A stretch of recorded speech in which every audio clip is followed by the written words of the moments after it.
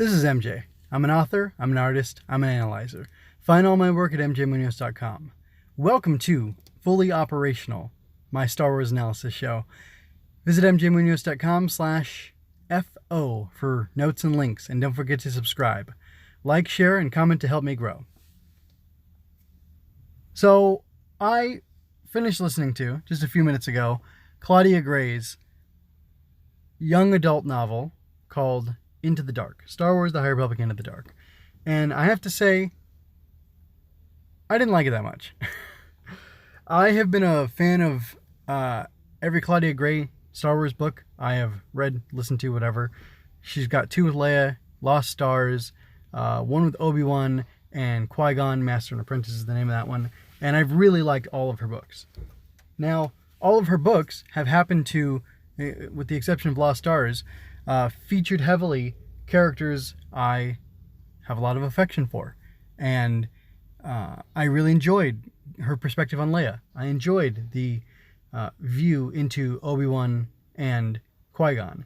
And Lost Stars was just a really good story, and maybe the familiarity of it tracking through the entire, I guess, yeah, it's the original trilogy. I was going to say, does it go into the prequels or the sequels? But not really. But spoilers. Anyway, I really liked those books. The characters engaged me. I got to say, I didn't really enjoy this one as much. It didn't feel as engaging. About 5 hours in, the book's about 11 hours long. About 5 hours in, I finally got to the place where I felt like, oh, okay, so this has all been set up to get us introduced to these characters so we know them, and then we can feel for them. And the stakes will be higher when their lives are put in mortal peril. So I was at that point really ready to give it a chance, and I kept listening and I kept listening and kept waiting for things to happen. And I got to say, I didn't dig them too much. I'm not going to trash it. It wasn't bad. It just wasn't engaging. I wasn't really gripped by what was going on. It was kind of cool because I read the Rise of Kylo Ren comic, which was done by Soul, and his like spherical garden place where Ben went to go hang out with Snoke. That place is strong in the dark side. It happens to be where the Granger, I think is what they're called, or Dengrer, and whatever. That's where they are. That's where this young Jedi Reath and other people get stranded. And they end up fighting Nihil there, and they fight the plants there, and the Masters have trouble, and there's this whole thing back and forth. Like, I kind of like some of it. Like, it made me, like, this is supposed to be the height of the Jedi, right? But to me, I read it as more, it's the height of the Jedi's folly, because this leads right into the, over the next 200 years, the prequel era, where the Jedi are ripe for a fall. And, they say before a fall comes pride, right? So, if these are the Jedi at the heights of their powers or whatever, maybe that has started to seed their destruction because of conceit or whatever. And like that stuff was kind of interesting to me. I guess spoilers for the book if you want them. Like, well, no, these are not spoilers, light spoilers. The Jedi caused the problem. They crash here. They think it's a problem. They have to survive. They do survive. Then they do something that they think is going to solve a problem because there's all this darkness that they sense there. Turns out they unleash the darkness, and when they come back, they have to deal with the darkness in a bigger way, and it's worse. And then they take care of the problem, and then they untake care of the problem to deal with the Nihil, and that's pretty much it. There's maybe some more kind of weird hyperspace stuff that goes on with these hyperspace pods, like single transport type vehicles that can take people back and forth, which seems, it's a very novel, interesting concept. I think it's a rare thing, but I mean, I guess we're going to be playing with hyperspace a lot more. I haven't minded it so far, especially because we have like the Purgle and the Force Wolves, or whatever you want to call them, from Lothal and whatnot. So like, hyperspace is a really weird thing in Star Wars, and it's been getting expanded on since Rebels, if not a little bit before. But none of that stuff bothered me per se. It's just really, I just wasn't gripped by the characters and the story, and I felt like Gray was hopping too much in between the different characters, and like I didn't really connect with any of them a ton. The main guy,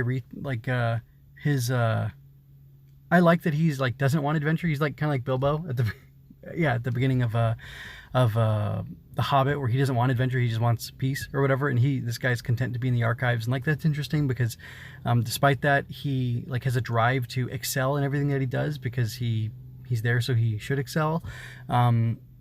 But then you have these other Jedi Masters, 2 of them in particular, who are like kind of questioning the ways of the Jedi Council and like the whole ethos of the Jedi and their position. And they're both questioning things, but then they take 2 different approaches to them. One of them like seeks to be alone and away from the Council and the Jedi and Coruscant and stuff, and to be off doing their own Jedi thing, which is actually feels very reminiscent of an idea I had for some sci-fi space wizard type people from another story. They're not actually space wizards, they just have space magic that they tap into, but it's different. So that was kind of cool. It's a cool idea, whereas the other guy, the other master, wants to like dig into the Jedi and like be surrounded by them so he doesn't, you know, be tainted by the dark side. But there's like interesting questions about the light and the dark, and there's stuff about like these Jedi artifacts or these Force artifacts that can be like bound up with, you know, Force, you know, spirit in them or whatever, which we've seen. Like there was that whole thing from the awesome Lando comic that had a relic in it that had dark side power, you could say. But there's also should be items that have light side power, and you know, it's stuff that's been in the KOTOR games, and it's you know, it's a concept that's been around, but it's been getting explored in new and interesting ways recently, and I like the idea of that. It just I don't know, it just didn't grab me right. There was this whole subplot with this pilot character, which was kind of interesting. It just felt a little, I don't know, a little young. Like, am I too old? Am I too experienced to be reading and enjoying thoroughly young adult novels? I don't think so. I think it's more about execution. I just wasn't interested in her story. I wanted more of what was going on. And maybe the book felt like a lot of setup, and the very last thing has a lead into, it's like the last paragraph or so is like, oh, this is going to step up, and you know, this is how things are going to get more involved with the big threat to the Jedi that's supposed to be happening throughout this era. And like, that was exciting. It was well written. You know, most of it was, you know, adequately well written, if not like really well written, like, you know, the other stuff, Gray's other novels, Star Wars novels, but it just didn't really grab me. So I'm not going to keep saying that for another 5, 10, 20 minutes, whatever. I'm just going to say I was disappointed. I'd give it like a 2.5 out of 5, like a C, and it was serviceable or whatever. Like, Ireland's book was, I think, more interesting. But I liked the characters in this one a little bit more. And I still think Soul, of the 3 novels or books that have come out, I think Souls is the better or the best of the 3, which is Light of the Jedi. So I'll stick with that. But yeah, I was less than thrilled with the book. So that's it.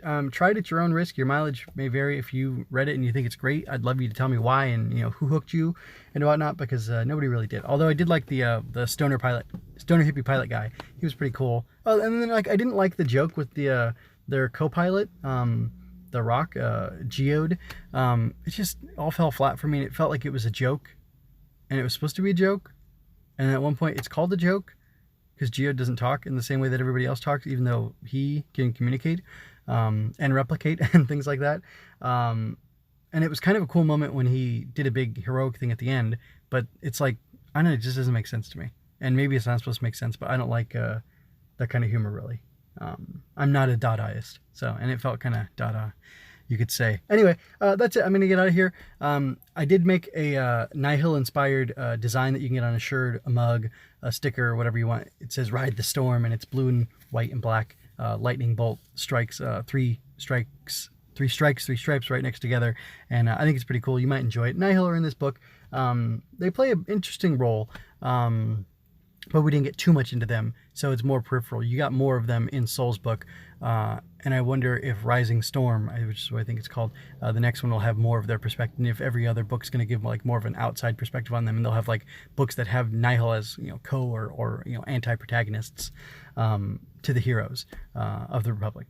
I don't know. And there were also like some messages in here about like how we're all one, and while I agree with that, like, there's also a place for individuality, and like, it even says in the book that individuality is an illusion at one point, and I just that rubs me the wrong way.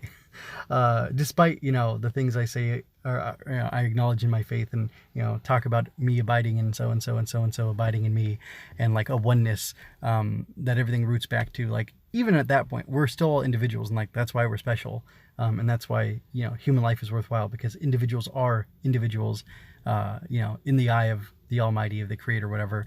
And like, this almost seemed to be rejecting that a little bit, which I find odd, because I would think, you know, we're all unique in the Force, like Yoda said to even the clones in Clone Wars. So anyway, I don't know, kind of weird. Some things in it hit me weird, and some stuff just didn't engage me. So overall, I give it a, like I said, a 2.5 out of 5. So that's all I have to say. Anyway, check out my Ride the Storm design. I think it's pretty cool. I think you might think it's cool too. And I don't know what else to say beyond that. So until next time, folks, take care, and yeah, take care. Check out more of my stuff over at mjmunoz.com/FO for all my High Republic coverage and all my general Star Wars coverage as well. Oh, also, I'm on MeWe as MJ Munoz, I believe. I'm involved in a Star Wars group there, and I made a little Star Wars thing, and I'm going to try to do some more stuff over there just for fun. Going back to the old Star Wars comics, just a little light observation stuff. I'll be, you know, sharing interesting stuff that I see going through those comics. So if you want to check that out, that'd be great. Like I said, MeWe, MJ Munoz, I believe is what I am. I'll put the link in the description and on the show notes for the post. So anyway, I'm really getting out of here, so take care, folks.